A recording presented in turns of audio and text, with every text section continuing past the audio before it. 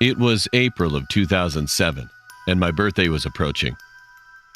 Most of my family had already told me the gifts I would receive, like a new Wii along with video games for it. My grandmother didn't tell me anything. Now, my grandmother had always been a strange woman. She wasn't very talkative, but I liked to hear the stories she told. They were creepy, but intriguing. She told me she was going to give me a book.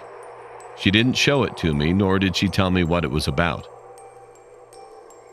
Once my birthday rolled around, I was opening gifts from my loved ones. When I got to my grandmother's present, I opened it up and I saw a book with a pentagram carved into its front cover. I picked it up and thought nothing of it, because at the time, I didn't know what the shape was or what it meant. As soon as I grabbed it, though, everything went pitch black. When I woke up, my family was surrounding me, and my mom was scolding my grandmother about giving me the book. My grandmother looked at me, but her eyes were evil-looking. That night, when I went to bed, I was having a pretty good dream. But suddenly, something woke me up. I looked around and saw nothing. Then, suddenly, I saw a shadowy figure in the doorway looking at me.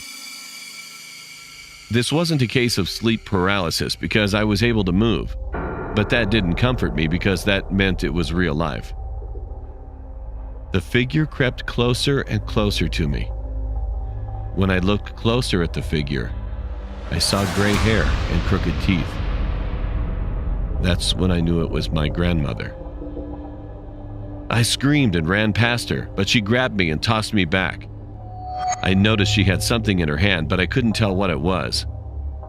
I saw one of my toys that I had gotten a few years ago, picked it up and threw it at her. She fell to the ground and I ran past her, telling my parents.